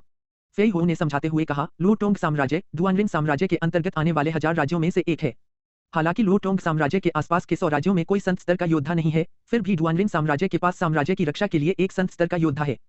हमारे महाद्वीप को स्नो विंड कॉन्टिनेंट कहा जाता है। दुआनलिन साम्राज्य के अलावा 1 दर्जन से ज्यादा अन्य साम्राज्य हैं, लेकिन केवल हमारा ही साम्राज्य मानव जाति से बना है। हमारी मानव जाति के अलावा beastman, elves, dwarfs, ents, golden giants और अन्य भी हैं, फेई हो ने समझाया। यह सब जानकर देव का दिल तेजी से धड़क उठा। दुआनलिन साम्राज्य, स्नो विंड कॉन्टिनेंट, पशुमानव, कल्पित बौने बौने, एंट्स और स्वर्ण दानव। यह मार्शल स्पिरिट की दुनिया वाकई इतनी विशाल, अद्भुत और रोमांचक थी। वह अभ्यास करना चाहता था और मजबूत बनना चाहता था। फिर वह संत योद्धा से मिलने के लिए दुआनलिन साम्राज्य की ओर बढ़ेगा। भविष्य में एक दिन वह किंवदंतियों का एक संत लोक योद्धा होगा। थोड़ी देर बाद फी हो चला गया। देव बगीचे में अकेला बैठा रहा, उसका दिल बहुत देर तक शांत नहीं हो पाया। चलो किसी और चीज के बारे में सोचने से पहले छठे क्रम को पार करते हैं। हुआंग शियाओलुंग हंसते हुए सिर हिलाते हुए खड़ा हो गया। तथाकथित शियांटियन या संत लोग, क्योंकि वर्तमान में वह बहुत दूर था, अब उसे छठे क्रम में आगे बढ़ना था। उसे लग रहा था कि यह 2 दिनों के भीतर हो जाएगा। अपने कमरे में लौटकर देव ने असुर वलय से ठंडा जेड बिस्तर निकाला, उस पर कमल मुद्रा में बैठ गया और फिर असुर रणनीति अभ्यास विधान का अभ्यास शुरू कर दिया। उसकी जुड़वां ड्रैगन मार्शल आत्माएं प्रकट हुई, जो देव के ऊपर के स्थान से बह रही पाताल लोक की आध्यात्मिक आभा को ग्रहण कर रही थीं। 4 महीने पहले हुआंग कबीले की जागीर छोड़ने के बाद उसकी जुड़वां ड्रैगन मार्शल आत्माएं न केवल बड़ी हो गई थीं, बल्कि काले और नीले दोनों ड्रैगनों के शल्क सख्त और घने हो गए थे और उनके पंजे पहले से ज्यादा मजबूत लग रहे थे। रात खामोशी में बीत गई। जब खिड़की से कमरे में सूरज की रोशनी आई तो देव ने अपना अभ्यास समाप्त किया। ठंडे जेड बिस्तर को रिंग में वापस रखते हुए देव कमरे से बाहर निकल गया। जब वह बाहर निकला तो उसने हाउतियान और फेई हो दोनों को आंगन में प्रवेश करते देखा। सार्वभौम को सलाम। हाउतियान और फेई हो ने तुरंत घुटनों के बल बैठकर सलामी दी। हालांकि मार्शल हाउतियान एक जबरदस्त जियांतियन विशेषज्ञ थे, फिर भी सार्वभौम से मिलते समय उन्हें घुटनों के बल बैठकर सलामी देनी पड़ी। यह असुर द्वार का नियम था। असुर द्वार में सार्वभौम सबसे ऊपर था। यह नियम असुर द्वार के हर शिष्य में इस हद तक समाया हुआ था कि वर्तमान सार्वभौम के रूप में देव भी इसे खत्म करने में असमर्थ थे। इसलिए देव ने इसे सहन किया और उन्हें खड़े होने के लिए कहा। मैं बाहर जाकर चारों ओर देखना चाहता हूं और मैं एक घर भी खरीदना चाहता हूं, देव ने कहा जब वे दोनों उठ गए। उनकी राय में हालांकि मार्शल हाउतियान असुर द्वार के अनुयायी हैं, फिर भी मार्शल भवन में इतने लंबे समय तक रहना असुविधाजनक था। अगर शाही शहर में उनका अपना निवास होता, चाहे वह प्रशिक्षण हो या अन्य मामले, तो यह ज्यादा सुविधाजनक होता। यह सुनकर मार्शल हाउतियान चौंक गए और उत्सुकता से पूछा, महाराज, क्या पहरेदार या नौकर ठीक से काम नहीं कर रहे हैं? मैं उन्हें तुरंत बदल दूंगा। देव ने सिर हिलाया और मुस्कुराते हुए कहा, नहीं, इसका उनसे कोई लेना देना नहीं है। मैं बस एक आवास खरीदना चाहता हूं क्योंकि यह ज्यादा सुविधाजनक होगा। यह सुनकर हाउतियान ने राहत की सांस ली। देव महाराज थे और चूंकि देव ने पहले ही इस मुद्दे पर अपना रुख तय कर लिया था, इसलिए वह इस मामले को जबरदस्ती नहीं कर सकते थे। तो यह अधीनस्थ महाराज के साथ संपत्ति बाजार में एक उपयुक्त निवासी चुनने जाएगा, हाउतियान ने कहा। जरूरत नहीं है, बस 2 गार्ड भेज दो और फेई हो भी है, इसलिए कुछ नहीं होगा, देव ने एक पल रुकने के बाद कहा। लुओटोंग साम्राज्य के मार्शल को सिर्फ घर चुनने में मदद करने के लिए अपने साथ ले जाने से भविष्य में वह किसी भी तरह से कम प्रोफाइल नहीं रख पाएगा और देव किसी का ध्यान आकर्षित नहीं करना चाहता था। समझ गया, आपका अधीनस्थ इसका इंतजाम करेगा, हाउतियन ने सॉवरेन की चिंता समझ ली। इसलिए वह मान गया और सम्मानपूर्वक जवाब दिया। स्वादिष्ट रेस्टोरेंट में जो कुछ हुआ उसके बारे में मार्शल हाउतियन ने पहले ही जनरलों और सैनिकों को निर्देश दे दिया था कि वे देव की पहचान के बारे में एक शब्द भी न बोलें। इसलिए अब तक किसी भी रईस और प्रभावशाली परिवार को मार्शल के यंग मास्टर के बारे में पता नहीं था। थोड़ी देर बाद हाउतियन ने मार्शल मेंशन के 2 गार्डों को देव की सुरक्षा के लिए भेज दिया। 2 गार्ड फेई हो और देव हवेली से निकलकर प्रॉपर्टी मार्केट की ओर चल पड़े। 4 लोग देव, फेई हो और मार्शल की हवेली के 2 रक्षक एक साधना तकनीक और युद्ध कौशल नीलामी घर की ओर चल पड़े। उन्होंने संपत्ति बाजार जाने से पहले वहां जाने का फैसला किया था। जब देव सिल्वरमून फॉरेस्ट में थे तो उन्होंने भाड़े के सैनिकों को मारकर कुछ सोने के सिक्के जमा किए थे। हालांकि यह संपत्ति खरीदने के लिए पर्याप्त नहीं था, इसलिए देव ने साधना तकनीक ब्लैक मून आर्ट, जो उन्हें पर्पल रोबेट स्वॉर्ड सेक्ट के एल्डर चेन फेंग से मिली थी, की नीलामी करने का फैसला किया। ब्लैक मून आर्ट एक उच्च स्तरीय रहस्यमयी रैंक अभ्यास था, इसकी अच्छी कीमत जरूर मिलेगी। कुछ ही क्षणों बाद देव के 4 लोगों का समूह सॉलिटरी पीक नामक एक साधना तकनीक और युद्ध कौशल नीलामी की दुकान पर पहुंचा। शायद सुबह का समय होने के कारण जब वे चारों अंदर आए तो नीलामी हॉल खाली था। क्या मैं पूछ सकता हूं कि क्या आप सज्जन साधना तकनीकें खरीदना या बेचना चाहते हैं? दुकान के सुपरवाइजर ने उनके पास आते ही पूछा, उन चारों को अंदर आते देखकर। मैं एक उच्च स्तरीय रहस्यमयी रैंक साधना तकनीक की नीलामी करना चाहता हूं, देव ने बिना किसी भूमिका के कहा। रहस्यमयी उच्च स्तरीय, सुपरवाइजर देव को देखकर सचमुच हैरान रह गया। आमतौर पर लोग उच्च स्तरीय रहस्यमयी रैंक तकनीक और कौशल बेचने को कम ही तैयार होते हैं। सही, देव ने हल्के से उत्तर दिया। कृपया कृपया अंदर आइए ताकि हम बात कर सकें। सुपरवाइजर के चेहरे के भाव अचानक बदल गए और वह चारों को भीतरी हॉल में ले जाते हुए बड़ी मुस्कान के साथ मुस्कुराया। देव के बैठते ही उसने जल्दी से नौकरों को चाय परोसने का आदेश दिया, फिर वह अपने वरिष्ठों को सूचित करने चला गया। कुछ ही देर में सुनहरे रंग का लबादा पहने 60 साल का एक बूढ़ा आदमी हॉल में आया। उसके पीछे पिछले सुपरवाइजर, वह सॉलिटरी पीक का एल्डर लिन युआन था। जैसे ही लिन युआन अंदर आया, देव को देखकर उसकी आंखों में आश्चर्य की झलक दिखाई दी। है, मैं सॉलिटरी पीक ऑक्शन का लिन युआन हूँ। मैंने सुना है कि छोटा भाई एक उच्च स्तरीय रहस्यमयी पद साधना तकनीक की नीलामी करना चाहता है, लिन युआन ने मुस्कुराते हुए अंदर आते हुए कहा। देव ने कुछ नहीं कहा, बस अपने वस्त्र से कुछ निकालने का नाटक किया, जबकि असल में वह असुर वलय से एक काली किताब निकाल रहा था। उसने किताब मेज पर रखी और पहला पन्ना खोला। काला चाँद कला। लिन युआन थोड़ा हैरान हुआ क्योंकि उसने काला चाँद कला के बारे में सुना था। चंद्रमा की यीन ऊर्जा को प्रशिक्षित करने वाली इस साधना तकनीक का अभ्यास करने के बाद अगर कोई इसका अभ्यास खासकर रात में करे तो इस तकनीक की शक्ति बढ़ जाती है। अपने हाव भाव को नियंत्रित करते हुए लिन युआन मुस्कुराया और कहा, यह निश्चित रूप से एक उच्च स्तरीय रहस्यमयी कला है। छोटा भाई इस नीलामी को कैसे चाहता है? मुझे इस समय पैसों की जरूरत है, इसलिए आप एक कीमत बताएं, देव ने एक पल सोचने के बाद जवाब दिया। अगर वह किताब की नीलामी करने का फैसला करता तो उसे नीलामी से मिलने वाली रकम मिलने में 2-3 दिन लग जाते, इसलिए देव ने इसे सीधे नीलामी घर को बेचने का फैसला किया ताकि उसे समय बर्बाद न करना पड़े। देव की बातें सुनकर लिन युआन को साफ समझ आ गया कि देव को पैसों की सख्त जरूरत है। उसके चेहरे पर एक पीड़ा भरी अभिव्यक्ति उभरी और उसने कहा, हे छोटे भाई, तुम्हें पता है कि इसे सीधे बेचने पर तुम्हें बहुत कम कीमत मिलेगी। फिर उसने उदारता से अपनी बात जारी रखते हुए कहा, लेकिन मैं तुम्हें कम नहीं दूंगा, मैं तुम्हें 50,000 सोने के सिक्के देता हूँ। उसके हाथ में 5 उंगलियां दिखाई दे रही थीं। 50,000 सोने के सिक्के। यह सुनकर देव मन ही मन हंसा। यह बूढ़ा आदमी सचमुच उसे एक छोटा बच्चा समझ रहा था। उसे मात्र 50,000 सोने के सिक्के देकर भगाने की कोशिश कर रहा था। एक उच्च स्तरीय रहस्यमयी पद साधना तकनीक की कीमत नीलामी में कम से कम 3 लाख स्वर्ण मुद्राओं तक पहुंच सकती है, इसलिए सीधे बेचने पर उसे कम से कम 2.5 लाख स्वर्ण मुद्राएं मिलनी चाहिए थीं। यहां तक कि एक मध्यम स्तरीय रहस्यमयी पद साधना तकनीक की कीमत भी कम से कम 1 लाख स्वर्ण मुद्राएं होती। देव ने बातचीत जारी रखने की जहमत नहीं उठाई, बल्कि उसने मिर्च से काली चांदनी की कलाकृति निकाली, उठकर फी हो से कहा, चलो चलें, और चारों जाने के लिए तैयार हो गए। रुको, लिन युआन चिल्लाया, जब उसने देखा कि चारों जाने वाले हैं। फिर उसका शरीर चमक उठा, फिर वह देव के बगल में प्रकट हुआ और अपने हाथ से उसका रास्ता रोक लिया। अचानक 10 से ज्यादा धूसर वस्त्र पहने पहरेदार कमरे में दौड़े। देव के चेहरे पर ठंडक छा गई। उन्हें देखते हुए उसने पूछा, इसका क्या मतलब है? लिन युआन की पहले वाली मुस्कान गायब हो गई जब उसने कहा, छोटे भाई, तुम इतनी जल्दी में क्यों जा रहे हो? क्या यह अपराधबोध के कारण है? क्या तुम्हारी साधना तकनीक पुस्तिका का मूल संदिग्ध है? देव ने लिन युआन की ओर अपनी दिलचस्पी भरी नजरों से देखा, क्या मेरी पुस्तिका का मूल संदिग्ध है? लिन युआन मुस्कुराया, यह सही है। हमारे नीलामी घर ने कुछ दिन पहले एक उच्च स्तरीय रहस्यमयी साधना तकनीक ब्लैक मून आर्ट खो दी है। देव ने मन ही मन उपहास किया। ऐसा लग रहा था कि क्योंकि वह व्यक्ति उसे सस्ते में बेचने के लिए मजबूर करना चाहता था, इसलिए उसने बहाना बनाया कि black moon art solitary peak नीलामी घर से चुराई गई है। पृथ्वी पर देव को इस तरह की जबरदस्ती बिक्री की स्थिति का कई बार सामना करना पड़ा था। ऐसा क्यों न हो, मैं तुम्हारे लिए मुश्किलें खड़ी नहीं करूंगा, लिन युआन ने ठंडे स्वर में कहा। ब्लैक मून आर्ट हमारे सॉलिटरी पीक नीलामी घर में वापस कर दो और हम तुम्हें जाने देंगे। अगर नहीं, तो हमसे चोरी करने के गंभीर परिणाम होंगे। अब लिन युआन उन 50,000 स्वर्ण मुद्राओं का भुगतान नहीं करना चाहता था जो उसने पहले पेश की थी। उसकी जेब में 50,000 स्वर्ण मुद्राएं होने के कारण वह कुछ समय तक खुशी से रह सकता था। वह शाही शहर के सभी रईसों और प्रतिष्ठित परिवारों के बच्चों को जानता था और देव उनमें से नहीं था, इसलिए उसने ऐसा करने की हिम्मत की। उसे विश्वास था कि देव के पास बदला लेने का कोई जरिया नहीं है। उसने ऐसा कई बार किया था। नीलामी घर के बड़े साहब को देव की निंदा करते हुए यह कहते हुए सुनकर कि ब्लैक मून आर्ट उनसे चुराई गई है, फेई हो ने उसे दिलचस्पी से देखा और चुपचाप देव के बगल में खड़ा हो गया। हालांकि फेई हो इसे बर्दाश्त कर सकता था, लेकिन देव के पीछे खड़े मार्शल हवेली के 2 पहरेदार इसे बर्दाश्त नहीं कर सके। उनमें से एक ने आगे बढ़कर लिन युआन के गाल पर थप्पड़ मारा और गुस्से से चिल्लाया, क्या तुम्हारी आंखें अंधी हैं? हमारे युवा स्वामी को धमकाने की हिम्मत है? पापा। उस एक थप्पड़ से लिन युआन लड़खड़ाते हुए कई कदम पीछे हट गया और उसके दाहिने गाल पर 5 उंगलियों का लाल निशान दिखाई दिया। तुम मुझ पर हमला करने की हिम्मत? लिन युआन का हाथ उसके जलते हुए गाल पर पड़ा और वह दहाड़ा। उसकी आंखों में हत्या का जुनून भर गया। क्योंकि दोनों पहरेदारों ने अपनी वर्दी नहीं पहनी थी, बल्कि सामान्य वस्त्र पहने हुए थे, लिन युआन उन्हें पहचान नहीं पाया। हमला करो, सबको मार डालो, उस ब्लैक मून आर्ट मैनुअल को वापस छीन लो। लिन युआन बेचैनी से चिल्लाया। वह चमकता हुआ देव के सामने प्रकट हुआ और वार किया। लेकिन जैसे ही वह देव के सामने आया, अचानक एक आकृति उनके बीच से निकल आई। फी हो ने वार किया और तलवारों की चिंगारियां सफेद बर्फ के टुकड़ों की तरह तैरने लगीं। चौंककर लिन युआन ने पीछे हटने की कोशिश की, लेकिन तलवारों की कई बर्फ के टुकड़ों जैसी चिंगारियां उसके शरीर में समा गई और लिन युआन चीख पड़ा क्योंकि उसका शरीर उड़कर एक खंभे से टकरा गया। मार्शल मेंशन के दोनों पहरेदारों के शरीर घूम रहे थे और हर मोड़ पर एक नीलामी घर का पहरा गिर रहा था। मार्शल हाउटियन द्वारा देव की रक्षा के लिए भेजे जाने के कारण इन दोनों पहरेदारों की ताकत कमजोर नहीं हो सकती थी। हालांकि वे अभी 10वें क्रम तक नहीं पहुंचे थे, वे दोनों 9वें क्रम के अंतिम चरण में थे, तो नीलामी घर के पहरेदार उनसे कैसे जीत सकते थे? बहुत जल्दी सभी धूसर वस्त्रधारी पहरेदार दर्द से कराहते हुए जमीन पर पड़े थे। तभी दोनों देव का पीछा कर रहे पहरेदार रुक गए। युवा गुरु, क्या आप ठीक हैं? दोनों देव की ओर बढ़े और सम्मानपूर्वक पूछा। मैं ठीक हूँ, देव ने अपना सिर हिलाया। वह नीलामी घर के एल्डर लिन युआन की ओर चल पड़ा, जो अभी अभी उठे थे और दीवार से टिके हुए थे। देव को अपने पास खड़ा देखकर वह डर गया। छोटे भाई, गलतफहमी, यह गलतफहमी है। यह हमारी गलती है। हमने कुछ दिन पहले एक साधना तकनीक खो दी थी, लेकिन वह ब्लैक मून आर्ट नहीं थी।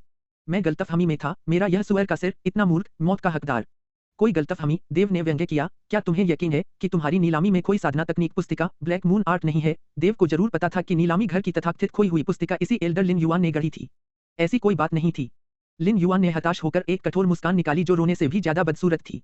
जरूर, मुझे यकीन है कि मुझसे गलती हुई है। इसी समय नीलामी घर के बाहर से एक तेज आवाज गूंजी, किसने तेंदुए की आंतें खाकर मेरे नीलामी घर में हंगामा मचाने की हिम्मत की? हॉल में तेज भारी कदमों की आहट गूंज रही थी, जिससे भीतरी हॉल की परिधि के चारों ओर जमीन हिल रही थी। कदमों की आहट से ऐसा लग रहा था कि बाहर बहुत सारे लोग हैं। लिन युआन के चेहरे पर खुशी उभर आई। कुछ ही देर बाद घनी भौहों वाला एक दाढ़ी वाला अधेड़ आदमी 1 दर्जन लोगों को साथ लेकर अंदर के हॉल में आया और जोरदार प्रवेश किया। भीतरी हॉल बड़ा था, इतने सारे लोगों के होने के बावजूद भी वहां बिल्कुल भी भीड़-भाड़ नहीं लग रही थी। जैसे ही अधेड़ आदमी अंदर के हॉल में दाखिल हुआ, उसने देखा कि सॉलिटरी पीक ऑक्शन हाउस के 10 से ज्यादा धूसर कपड़े पहने गार्ड जमीन पर पड़े दर्द से कराह रहे हैं। उसका चेहरा और भी उदास हो गया। राष्ट्रपति, अधेड़ आदमी को देखकर लिन युआन घबराकर उसकी ओर लड़खड़ाते हुए बोला, राष्ट्रपति, मुझे बचाओ। यह घनी भौहों वाला अधेड़ आदमी सॉलिटरी पीक ऑक्शन हाउस का अध्यक्ष डू बेज है। क्या हुआ? डू बेज के चेहरे पर ठंडक छा गई। लिन युआन एक पल के लिए झिझका, फिर जल्दी से देव की ओर उंगली उठाकर बोला, अध्यक्ष महोदय, आपके न रहने के कुछ दिनों में ही नीलामी घर ने एक उच्चस्तरीय रहस्यमयी साधना तकनीक पुस्तिका खो दी। इन्हीं लोगों ने इसे चुराया था। रहस्यमयी उच्चस्तरीय साधना तकनीक। जब डू बाइज ने यह सुना तो उसकी हथेली एल्डर लिन युआन पर इतनी जोर से लगी कि वह वापस उड़ गया। लिन युआन चीखा और उड़कर भीतरी हॉल की एक दीवार से टकरा गया। भीतरी हॉल के चारों कोनों में सन्नाटा छा गया और देव, फेई हो और दोनों पहरेदार स्तब्ध रह गए। लिन युआन का चेहरा राख जैसा हो गया था, वह कांप रहा था और खड़े होने के लिए संघर्ष कर रहा था। उसके मुंह से खून बह रहा था और उसका एक हाथ उसके मुंह को पकड़े हुए था। उसने अविश्वसनीय रूप से राष्ट्रपति की ओर देखा। प्रिय राष्ट्रपति महोदय, आपका मतलब है कि उन्होंने हमारी साधना तकनीक चुरा ली और फिर उसे हमें बेचने के लिए वापस लाए? डू बेज ने लिन युआन को ठंडी निगाहों से घूरते हुए पूछा, जो खड़े होने की कोशिश कर रहा था। लिन युआन के झूठ पर, जिसमें इतनी खोट थी, कोई बेवकूफ ही यकीन करेगा। लिन युआन का चेहरा चुकंदर की तरह लाल हो गया। अध्यक्ष महोदय, मैं तुम्हें लगता है कि पर्दा डालने से मुझे पता नहीं चलेगा कि तुम कैसे जबरदस्ती बिक्री कर रहे हो, और वो भी कई मौकों पर? डू बेज की आंखें तीखी हो गई और उसने लिन युआन को घूरा, जो यह सुनकर कांप गया और उसका चेहरा पीला पड़ गया। अध्यक्ष महोदय, यह बस, अब तुम्हें और कुछ कहने की जरूरत नहीं है। अगर तुम्हारी बहन न होती तो मैं तुम्हें कब का अपंग बना देता। मैं बाद में तुमसे निपट लूंगा। भाग जाओ। डू बेज ने हाथ हिलाया और दो गार्ड आए और लिन युआन को ले गए। डू बेज ने फिर देव और फी हो की ओर मुड़कर कहा, ग्राहकों, मेरा नाम डू बेज है। ऐसा इसलिए हुआ क्योंकि मैं प्रबंधन में कमजोर था। मैं सभी से माफी मांगता हूँ। कोई बात नहीं, देव ने जवाब दिया, चूंकि मामला सुलझ गया है इसलिए कोई समस्या नहीं है। मुझे नहीं पता कि छोटा भाई किस तरह की साधना तकनीक की नीलामी करना चाहता था। डू बेज ने हाथ हिलाकर उन दूसरे पहरेदारों को भगाते हुए पूछा जो पहले उसके साथ दौड़े आए थे। चूंकि विवाद सुलझ गया था इसलिए देव का इतनी छोटी सी बात पर ध्यान नहीं देना था। वह उसी कुर्सी पर बैठ गया और छोटी काली पुस्तिका निकाली। उच्च स्तरीय रहस्यमयी पद साधना तकनीक, ब्लैक मून आर्ट। लिन युआन की तरह डू बेज भी देव और छोटी काली किताब को देखकर थोड़ा चौंक गया। यह सही है, देव ने आगे कहा, मुझे इस समय पैसों की जरूरत है, इसलिए मैं इसे नीलाम नहीं करना चाहता। मैं इसे सीधे नीलामी घर को बेचना चाहता हूँ, लेकिन मुझे नहीं पता कि राष्ट्रपति कितनी कीमत देने को तैयार हैं। डू बेज ने जवाब देने से पहले थोड़ा हिचकिचाते हुए कहा, 3,50,000, लेकिन मुझे नहीं पता कि छोटा भाई इस प्रस्ताव से संतुष्ट होगा या नहीं। 3,50,000? देव थोड़ा हैरान हुआ।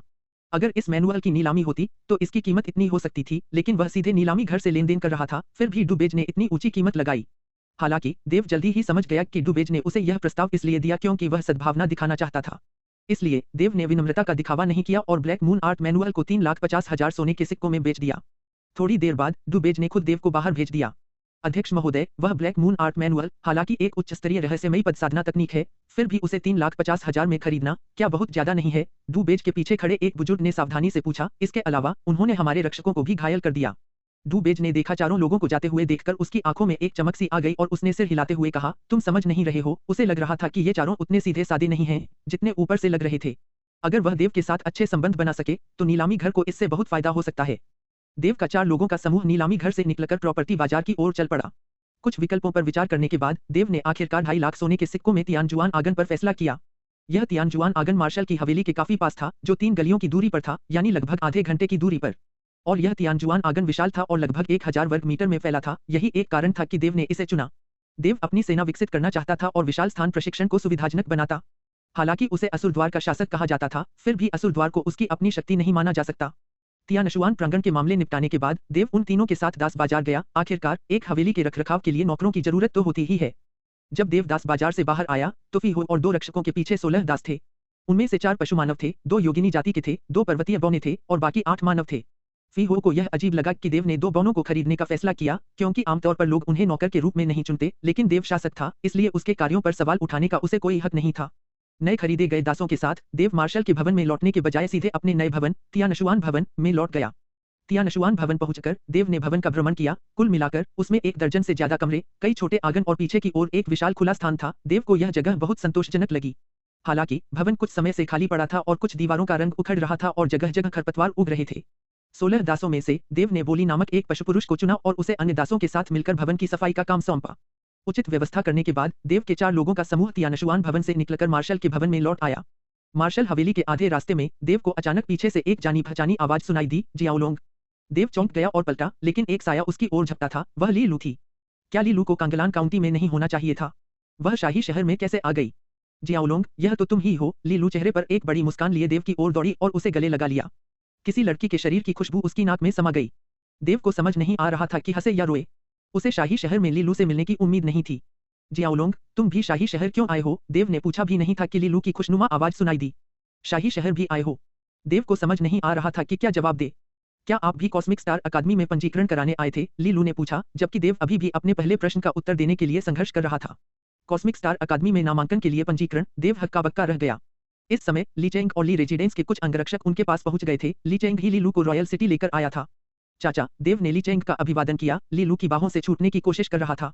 ली चेंग ने देव को अर्थपूर्ण दृष्टि से देखा, हंसा और कहा, शियाओलोंग, मैंने तुम्हें कुछ महीनों से नहीं देखा है, फिर भी तुम लंबे हो गए हो।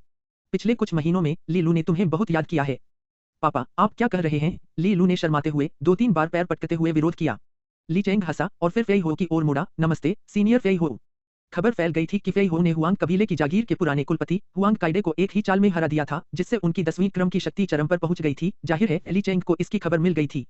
फेई हो ने थोड़ा सिर हिलाया, लेकिन उसकी अभिव्यक्ति उदासीन रही। जियाओलोंग, क्या तुम्हें रहने के लिए जगह मिल गई है? अगर नहीं, तो चलो साथ रहते हैं। ली परिवार का व्यवसाय रेशम का था और अपेक्षाकृत बड़ा था, इसलिए शाही शहर में उनकी एक छोटी सी दुकान और रहने का आंगन था। लेकिन उनका रहने का आंगन लगभग 200 वर्ग फुट का था। उसकी तुलना हुआंग जियाओलोंग के तियानजुआन आंगन से नहीं की जा सकती थी। साथ रहना।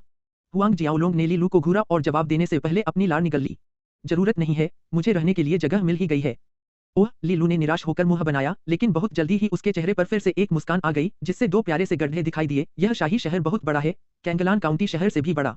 आओ, चलो घूमकर देखते हैं। यह कहते हुए ली लू देव का हाथ खींच ही रही थी। चारों ओर देखो। देव के माथे पर काली रेखाएं उभर आईं। फिर भी आखिरकार ली लू उसे 1 घंटे से ज्यादा समय तक शहर में घुमाती रही। 1 घंटे से भी ज्यादा समय बाद देव आखिरकार बच निकला और फी हो और 2 पहरेदारों के साथ मार्शल हवेली लौट आया। देव सुबह जल्दी निकल गया था और दोपहर होने पर वह लौटा। मार्शल हवेली में देव ने मार्शल हाउतियान को अपने आंगन में आमंत्रित किया। महाराज, देव को देखते ही हाउतियान ने सम्मानपूर्वक अभिवादन किया। देव ने पास की कुर्सियों की ओर इशारा किया और हाउतियान और फेई हो दोनों को बैठने का इशारा किया। तुम दोनों बैठो। जब दोनों बैठ गए तो देव ने हाउतियान से कहा, मैं कॉस्मिक स्टार अकादमी के बारे में जानना चाहता हूँ। हाउतियान रुक गया। उसे उम्मीद नहीं थी कि सॉवरेन उसे कॉस्मिक स्टार अकादमी के बारे में पूछने के लिए बुलाएंगे। तभी उसके दिमाग में एक बात आई, कॉस्मिक स्टार अकादमी लोटोंग साम्राज्य की विशिष्ट अकादमी है। क्या सॉवरेन इस अकादमी में दाखिला लेना चाहते हैं? हाउतियान ने तुरंत देव को कॉस्मिक स्टार अकादमी के इतिहास और उसके बारे में अपनी सारी जानकारी के बारे में बताया। उसने लगभग 20 मिनट तक बात की और फिर पूछा, सॉवरेन, क्या तुम कॉस्मिक स्टार अकादमी में दाखिला लेना चाहते हो?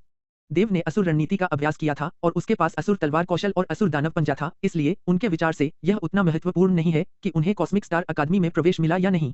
लेकिन जब हाउतियन ने पूछा तो देव ने इनकार नहीं किया। हाउतियन ने विस्तार से बताया, अगर सॉवरेन कॉस्मिक स्टार अकादमी में दाखिला ले लेता है तो यह सॉवरेन के अभ्यास के लिए मददगार होगा। हर साल कॉस्मिक स्टार अकादमी में विभिन्न कक्षाओं, फिर विभिन्न कक्षा वर्षों और समग्र अकादमी के बीच एक प्रतियोगिता आयोजित की जाती है और हर साल प्रथम स्थान प्राप्त करने वाला विजेता ड्रैगन फ्लेम वैली में अभ्यास करने के लिए प्रवेश पाने का पात्र होता है। ड्रैगन फ्लेम वैली अभ्यास का एक खजाना है।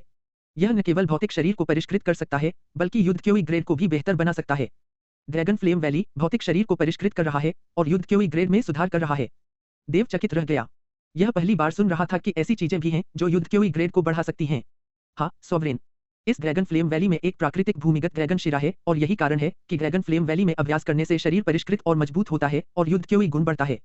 लेकिन यह केवल 10वें क्रम के लोगों के लिए ही प्रभावी है। 10वें क्रम के बाद ड्रैगन फ्लेम वैली में अभ्यास करने से कोई खास लाभ नहीं होता। फी हो ने आगे कहा, प्राकृतिक ड्रैगन शिरा। कॉस्मिक स्टार अकादमी में वास्तव में एक प्राकृतिक ड्रैगन शिरा है। देव की आंखों में एक रोशनी चमक उठी।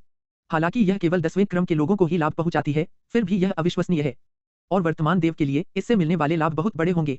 इसके अलावा प्रत्येक कक्षा वर्ष में प्रथम स्थान प्राप्त करने वाले को एक डैन से पुरस्कृत किया जाता है। पहले वर्ष में प्रथम स्थान प्राप्त करने वाले को उच्च ग्रेड 4 स्पिरिट डैन, दूसरे वर्ष में प्रथम स्थान प्राप्त करने वाले को प्रारंभिक ग्रेड 5 स्पिरिट डैन, तीसरे वर्ष में प्रथम स्थान प्राप्त करने वाले को मध्य ग्रेड 5 स्पिरिट डैन और अंत में समग्र अकादमी चैंपियन को उच्च ग्रेड 5 स्पिरिट डैन मिलता है। हाउतियान ने विस्तार से समझाया। उच्च ग्रेड 4 स्पिरिट डैन, प्रारंभिक ग्रेड 5, मध्य ग्रेड और उच्च ग्रेड। हुआंग जिया दोनों ओलोंग की आंखें अविश्वास से चौड़ी हो गईं। यह कॉस्मिक स्टार अकादमी इतनी उदार थी कि इनाम के तौर पर इतने सारे ग्रेड 5 स्पिरिट डैन देने को तैयार थी। लूटोंग साम्राज्य में ग्रेड 5 स्पिरिट डैन पैसे से भी नहीं खरीदे जा सकते थे। दादा हुआंग काइड का दिल तब बहुत दुखा जब उन्होंने ग्रेड 4 स्पिरिट डैन, जो उन्होंने लगभग 20 सालों से रखा था, देव को दे दिया।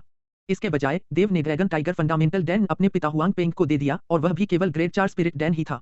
जो समग्र अकादमी प्रतियोगिता जीतेगा वह इंपीरियल सिटी युद्ध के लिए डुआनलिन साम्राज्य के इंपीरियल सिटी में कॉस्मिक स्टार अकादमी का प्रतिनिधित्व करेगा। फी हो ने कहा, इंपीरियल सिटी युद्ध के लिए डुआनलिन साम्राज्य के इंपीरियल सिटी की ओर चल पड़ो। देव के दिल की गहराइयों से आश्चर्य प्रकट हुआ। ठीक है, हर साल डुआनलिन साम्राज्य के शासन में अकादमी के सभी प्रथम स्थान प्राप्त शिष्य इंपीरियल सिटी की यात्रा करेंगे और इंपीरियल सिटी बैटल नामक प्रतियोगिता में भाग लेंगे। हाउटियन ने आगे कहा, इस प्रतियोगिता में जो शिष्य उत्कृष्ट प्रदर्शन करते हैं और पहले 100 में स्थान पाते हैं, वे इंपीरियल सिटी की डुआनलिन अकादमी में दाखिला लेने के पात्र होते हैं। डुआनलिन अकादमी का शिष्य बनना और यह एक बड़ा सम्मान है, चाहे परिवार या राज्य कितना भी प्रतिष्ठित क्यों न हो। और उन 100 स्थानों में 11 से 100 तक शिष्यों को प्रारंभिक ग्रेड 6 स्पिरिट डैन से पुरस्कृत किया जाता है। दूसरे से 10वें स्थान पर आने वालों को मध्य ग्रेड 6 स्पिरिट डैन से पुरस्कृत किया जाता है। चैंपियन को उच्च ग्रेड 6 स्पिरिट डैन से पुरस्कृत किया जाता है। हाउटियन बहुत उत्साहित थे जब उन्होंने दिए जाने वाले पुरस्कारों के बारे में बात की। यह एक उच्च ग्रेड 6 स्पिरिट डैन है। एक उच्च ग्रेड 6 स्पिरिट डैन उनके जैसे जियांतियन के लिए एक बहुप्रतीक्षित खजाना था। फेई हो भी लालसा से भर गया। और देव ने निकला एक गुलू ध्वनि सुनाई दी। उसकी मां, यह तो उच्च श्रेणी 6 आत्मा दान है। अगर कोई चरम 10वें क्रम का योद्धा इसे निगल लेता तो शायद वह जियांतियन क्षेत्र में प्रवेश कर सकता था। धीरे धीरे देव शांत हुआ। फिर देव ने हाउतियन से कॉस्मिक स्टार अकादमी की पंजीकरण प्रक्रिया और आवश्यकताओं के बारे में पूछा। एक हाउतियन योद्धा पंजीकरण कर सकता है और सॉवरेन की उम्र को देखते हुए कोई समस्या नहीं होगी। बुनियादी आवश्यकताएं 12 वर्ष या उससे कम आयु की हैं और मार्शल स्पिरिट कम से कम 9वीं कक्षा की होनी चाहिए, हाउतियन ने उत्तर दिया। 9वीं कक्षा और उससे ऊपर, देव ने भौहें चढ़ाई। अगर उसकी मार्शल स्पिरिट की जांच करना जरूरी है तो क्या उसकी जुड़वां ड्रैगन मार्शल स्पिरिट उजागर नहीं हो जाएगी? दरअसल इससे कोई फर्क नहीं पड़ता कि सॉवरेन के पास 9वीं कक्षा की मार्शल आत्माएं नहीं हैं। मैं सॉवरेन के अकादमी में प्रवेश की व्यवस्था कर सकता हूं। चूंकि हाउतियन ने देव की मार्शल आत्माओं को कभी नहीं देखा था, इसलिए देव की भौहें चढ़ी देखकर उसने सोचा कि देव की मार्शल आत्माएं जरूरतों को पूरा नहीं करती। लू टोंग साम्राज्य के एकमात्र मार्शल होने के नाते वह किसी व्यक्ति के लिए कॉस्मिक स्टार अकादमी में प्रवेश की व्यवस्था करने में सक्षम था। क्या आपके पास 9वीं श्रेणी की मार्शल आत्माएं नहीं हैं? देव ने मार्शल हाउतियान की गलतफहमी सुनी, सिर हिलाया और कड़वी मुस्कान दी। एक पल सोचने के बाद देव ने कहा, सच तो यह है कि मेरी मार्शल आत्मा 9वीं श्रेणी तक नहीं पहुंचती। मुझे अपनी मार्शल आत्मा के उजागर होने की चिंता है। हाउतियान और फेई हो ने एक दूसरे को देखा। सम्राट चिंतित थे कि अगर उनकी मार्शल आत्मा उजागर हो गई तो क्या मुसीबतें आ सकती हैं। सामान्य तौर पर अगर उनके पास 10वीं श्रेणी की मार्शल आत्मा भी होती तो उन्हें इस बारे में चिंता करने की जरूरत नहीं थी ना। हाउतियान और फेई हो अभी भी असमंजस में थे। तभी अचानक देव के शरीर से एक तेज रोशनी चमकी और उसके बाद 2 छोटे ड्रैगन, एक काला और एक नीला, देव के सिर के ऊपर तैरने लगे। उनसे 2 दमनकारी आभाएं फैलीं जिनसे दिल की धड़कनें तेज हो गईं और देव के शरीर से एक ऐसी आभा निकली जो पूरी दुनिया को अपनी चपेट में ले सकती थी।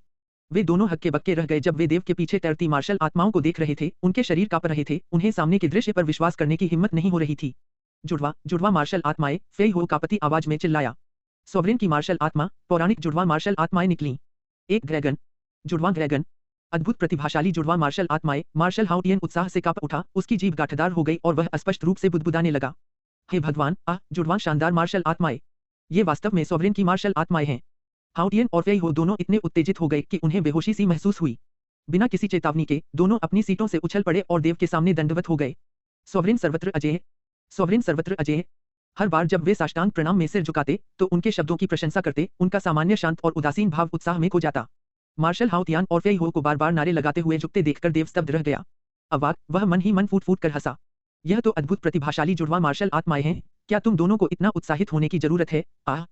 तुम दोनों खड़े हो जाओ, देव ने अंत में कहा। लेकिन हाउतियान और फेई हो दोनों खड़े नहीं हुए। मार्शल हाउतियान खुशी से झूम उठे। उनकी आंखों में आंसू भर आए जब उन्होंने कहा, महाराज, अद्भुत मार्शल आत्माएं, यह हमारे असुर द्वार के लिए स्वर्ग का आशीर्वाद है। हमारा असुर द्वार निश्चित रूप से फिर से उठेगा, हमारे पिछले गौरव का पुनर्निर्माण करेगा। उत्कृष्ट जुड़वा मार्शल आत्माएं, ऐसी दुर्लभ प्रतिभा डुआनरिन साम्राज्य या पूरे स्नो विंड महाद्वीप की तो बात ही छोड़िए, किसी के पास भी नहीं थी क्योंकि वे बहुत कम थे। डुआनरिन साम्राज्य 2000 साल से भी पहले बना था और आज तक उसके इतिहास में एक भी जुड़वा योद्धा आत्मा नहीं उभरी थी। फेई हो भी कोई अपवाद नहीं था। वह मन ही मन बेतुकी बातें कर रहा था।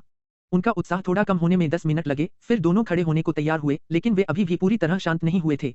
मेरी योद्धा आत्माओं वाली बात लीक नहीं होनी चाहिए, देव ने याद दिलाया जब हाउतियन और फेई हो खड़े हुए। महाराज, निश्चिंत रहें। अगर हम मर भी गए तो भी हम महाराज की योद्धा आत्माओं के बारे में एक शब्द भी नहीं कहेंगे। फेई हो और हाउतियन एक बार फिर घुटनों के बल बैठ गए। देव ने सिर हिलाया। उसने यह राज इसलिए बताया क्योंकि उसे उन पर भरोसा था, क्योंकि फेई हो और हाउतियन असुर के द्वार के प्रति पूरी तरह वफादार थे। देव ने उन्हें उठने को कहा और पूछा, क्या तुम मुझे मेरी जुड़वा योद्धा आत्माओं का ग्रेड बता सकते हो? हाउतियन और फेई हो दंग रह गए और एक दूसरे को देखने लगे, लेकिन दोनों में से कोई भी कुछ नहीं बोला। कुछ देर बाद हाउतियन ने आखिरकार अपना मुंह खोला और गंभीरता से कहा, आमतौर पर काले ड्रैगन योद्धा आत्माओं को 10वां ग्रेड दिया जाता है। हालांकि जहां तक मैं देख सकता हूं, यह काला ड्रैगन सामान्य काले ड्रैगन से अलग है। सॉवरेन का काला ड्रैगन एक प्रकार का होना चाहिए और जहां तक नीले ड्रैगन का सवाल है, उसका कोई रिकॉर्ड नहीं है। कोई रिकॉर्ड नहीं? देव हैरान रह गया। हाँ, सॉवरेन, स्नो विंड कॉन्टिनेंट में पहले कभी किसी नीले ड्रैगन की मार्शल स्पिरिट प्रकट नहीं हुई। हालांकि मैं सॉवरेन के नीले ड्रैगन की ग्रेड का निर्धारण नहीं कर सकता, लेकिन मैं कह सकता हूं कि नीला ड्रैगन काले ड्रैगन से कहीं ज्यादा शक्तिशाली है, हाउतियन ने कहा। देव हैरान था। स्नो विंड कॉन्टिनेंट पर कभी कोई नीला ड्रैगन मार्शल स्पिरिट प्रकट नहीं हुआ था। क्या इसका मतलब है कि उसका नीला ड्रैगन अनोखा, अपनी तरह का अनोखा है? फिर देव ने काले ड्रैगन मार्शल स्पिरिट के बारे में और सवाल पूछे। थोड़ी देर बाद हाउतियन और फेई हो दोनों चले गए। दोनों के जाने के बाद देव बगीचे में बैठकर विचार कर रहा था। हालांकि वह अपनी मार्शल स्पिरिट की ग्रेड का निर्धारण नहीं कर सका, लेकिन वह इस बात की पुष्टि कर सका कि यह ग्रेड 12 से ऊपर था। देव ने तब रुआनरिंग साम्राज्य के शाही नगर युद्ध और असुर द्वार के आंतरिक कलह के बारे में सोचा और अंत में ली लू उसके दिमाग में आया।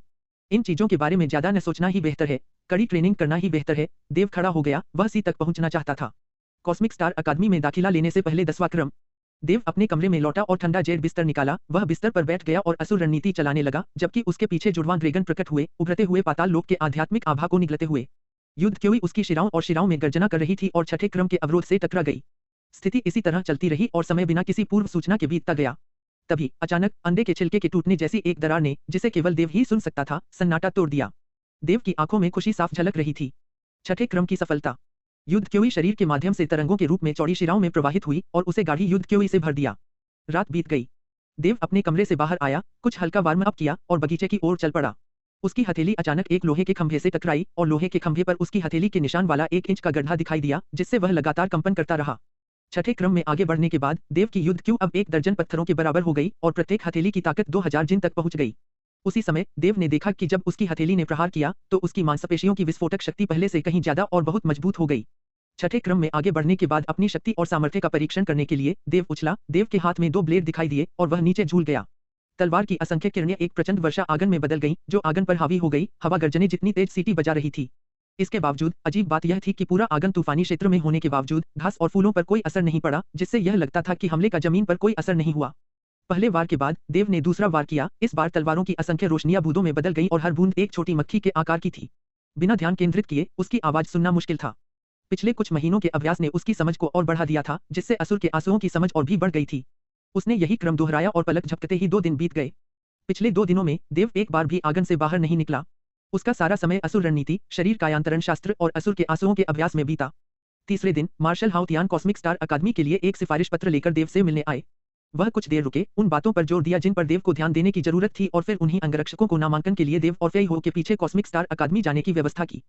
कॉस्मिक स्टार अकादमी रॉयल सिटी के केंद्र के उत्तर में स्थित थी, मार्शल की हवेली से ज्यादा दूर नहीं।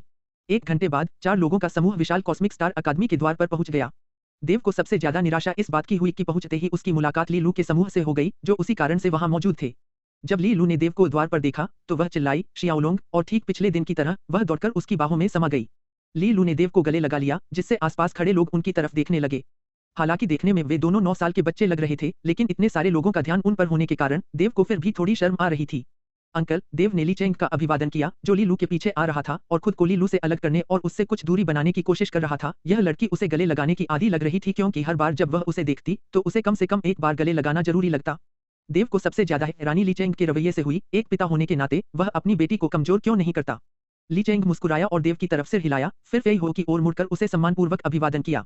वे 1 दिन पहले ही मिल चुके थे, इसलिए संक्षिप्त अभिवादन के बाद वे कॉस्मिक स्टार अकादमी के द्वार में साथ साथ चले, जब तक कि वे एक विशाल चौक पर नहीं पहुंच गए, जिस पर एक दुर्लभ पत्थर स्टारलाइट स्टोन बना हुआ था। स्टारलाइट स्टोन्स में आध्यात्मिक ऊर्जा का एक अंश होता था और उसके पास खड़े होने से व्यक्ति को ऊर्जा मिलती थी। स्टारलाइट स्टोन का हर टुकड़ा 1000 सोने के सिक्कों के बराबर था। इतने बड़े चौक में कितने स्टारलाइट स्टोन्स थे। यह कॉस्मिक स्टार अकादमी वाकई बहुत धनी और प्रभावशाली थी। उस विशाल चौक में पहले से ही कई लोग जमा थे, कुछ 100 की संख्या में, और वे सभी अकादमी में पंजीकरण के लिए आए थे। देव और बाकी लोगों ने इधर-उधर देखा, फिर पंजीकरण स्थल की ओर चल पड़े। पंजीकरण स्थल पर पहुंचकर उन्होंने देखा कि रिसेप्शन की प्रभारी एक 20 कुछ साल की महिला थी, जिसकी भौहें उभरी हुई और आंखें फीनिक्स जैसी थीं। उसकी त्वचा इतनी गोरी थी कि वह हड्डियों तक पारदर्शी लग रही थी। वह बेहद खूबसूरत थी, ठंडे स्वभाव की। नमस्ते टीचर, हम पंजीकरण कराने आए हैं। ली लू उसके पास गई और बोली। उसके गालों के गड्ढे दिखाई दे रहे थे और वह प्यारी सी मुस्कुरा रही थी। जियोंग मेकी ने ऊपर देखा। ली लू के मनमोहक गड्ढे देखकर उसका ठंडा चेहरा थोड़ा ढीला पड़ गया। एक फीकी मुस्कान के साथ उसने सिर हिलाया और पूछा, नाम, उम्र। ली लू ने सभी सवालों के सही तरीके से जवाब दिए। सब कुछ लिखने के बाद शियोंग मेकी ने ली लू को एक लकड़ी का टोकन दिया और फिर ली लू को आंतरिक हॉल में जाकर अपनी मार्शल स्पिरिट और अन्य प्रक्रियाओं का परीक्षण करने के लिए कहा। 9वीं कक्षा और उससे ऊपर की मार्शल स्पिरिट की योग्यता और 12 साल से कम उम्र होने के बावजूद अभी भी कुछ और परीक्षण बाकी थे। लकड़ी का टोकन पाकर ली लू देव का इंतजार करने के लिए एक तरफ खड़ी हो गई। तभी देव आगे बढ़ा और एक सिफारिश पत्र निकालकर शियोंग मेकी को सौंप दिया। देव को सिफारिश पत्र निकालते देख ली लू के प्रति उसका मिलनसार व्यवहार हवा में उड़ गया और उसकी जगह एक रूखा भाव आ गया। उसकी आंखों से घृणा और तिरस्कार झलक रहा था। वह ऐसे छात्रों से नफरत करती थी जिनमें 9वीं कक्षा तक की मार्शल स्पिरिट प्रतिभाएं नहीं थीं, इसलिए उसने कॉस्मिक स्टार अकादमी में दाखिला लेने पर जोर दिया और विशेषाधिकार प्राप्त नामांकन के लिए सिफारिश पाने के लिए अपने परिवार के संपर्क पर भरोसा किया। नाम, उम्र, शियोंग मेकी ने झटके से कहा। देव, 9.5 साल का, देव ने जवाब दिया। शियोंग मेई ने मोटे तौर पर जानकारी दर्ज की और लगभग 2 अंगुल के आकार की एक प्लेट निकाली, जिस पर तारों की रोशनी टिमटिमा रही थी, और उसे जमीन पर फेंकते हुए कहा, यह तुम्हारा छात्र टोकन है।